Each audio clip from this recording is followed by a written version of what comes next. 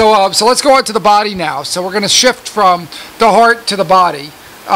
So this now will focus a little bit on the other organs, starting at the top of the kind of the lips to hips kind of scan. Okay, yeah, so we're going to start at the top. Hey, look at that. That's your body. There's so your heart. I'm full of crap. I'm full of stuff, aren't I? There's your liver, stomach, and this part of the colon with some of that dye. I think this part was the part I used in the 80s. There you go. It looks a little worn, so let's see what we get. So we start at the top, and we can look out, just change the view a little bit.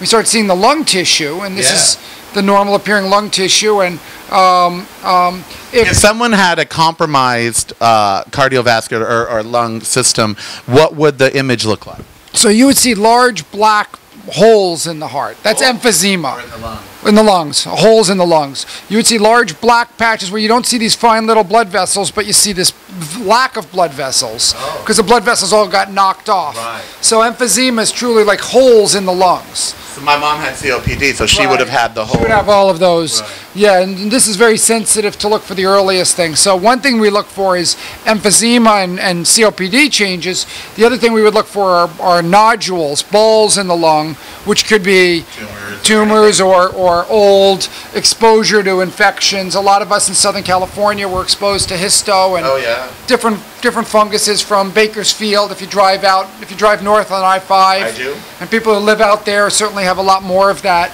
kind of stuff gets into their lung and it causes a micro-infection. It's not a problem long term, but it's there. Right. So so here's the heart, here's the aorta. Now we're down into the liver, spleen, and stomach. It's so weird how you can tell that. I'd be lost. Yeah, well, it took me a while myself as a cardiologist. I wouldn't know if that was a liver or an alien living inside of me. So here's the liver is here, and here's the spleen. Spleen's supposed to look like a kidney bean. And it does. And it does. And then here are the kidneys. Oh. Hi. Left and right, so they both look very good, normal. And then as we get down below that, we'll get into the guts. The guts, and here's all the guts, the stuff you drank to outline the guts, so we have a better look at whether or not there's a mass or tumors or stuff in there, and it looks pretty good. We'll have a radiologist review this as well. And then we get into the very bottom, and here's the bladder, and then we get down to the very bottom of the heart. These things are my bone, right? These are your hip bones. So that's your bones in the socket. So for sports fans, Bo Jackson had a problem with the hip bone, and the hip didn't fit well after a while. To the leg bone, and he ended up not being able to play sports anymore. My hip bones look good even. Everything looks fine, yeah. And then this is the pelvic bones here.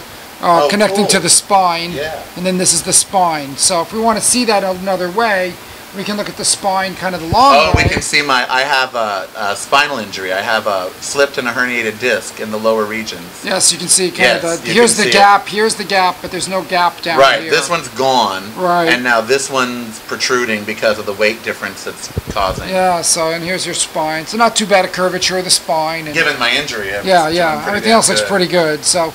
And then this, I noticed that, like, isn't the aorta, isn't that somewhere there? The aorta runs here as well.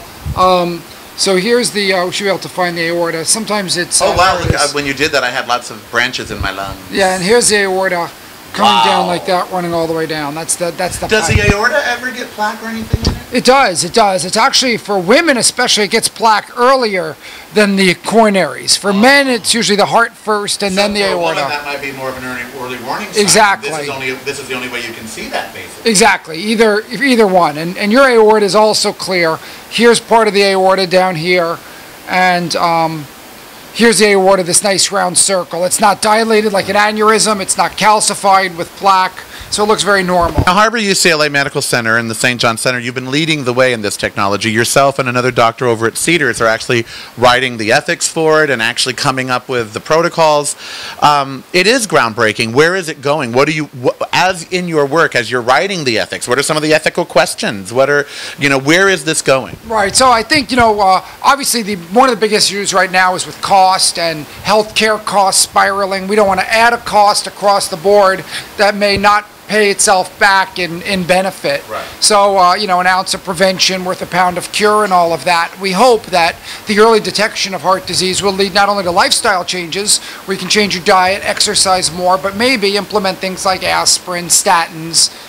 So basically, if you were looking at this, and I know you'll have a radiologist review it, but just preliminary, if we weren't doing this for radio or TV, or we were just sitting here, you would be telling the patient basically things are looking good right now. Overall, I don't see any abnormalities, and things are pretty good. Now, what would the follow-up for that be? Is this something I should redo in 15 or 20 years? Is it? I think, you know, we talk about reassessing your risk at some point. So maybe 5 years, maybe 10 years down the road, it may be worth taking another look. Because we get older, our cholesterol drifts up a little bit, our propensity for diabetes goes up, our blood pressure drifts up. We start to get more risk factors as we get older. So maybe down 5 or 10 years down the road, you would repeat it. Yeah, people shouldn't consider an okay test result as a reason to run out to In-N-Out Burger. But what they should do is use it as something to say, okay, here's where you are. You can either get worse, meaning you can crap this out in 10 years by eating badly and everything else, or if you go the way you're going now, you might just have a fair chance. Right, absolutely. And I think that's been one of the fears, is that we're going to falsely reassure people and they're going to do the wrong thing based on this. They're going to this is not a pass to go smoke and go drink and go do. Right. It's like a negative HIV test. It doesn't mean go have unsafe sex. Right. You can't. You're not immune to the problem. Well, thank you so much for everything, doctor. I mean everything, for being so kind to my liver and spleen. Thank you.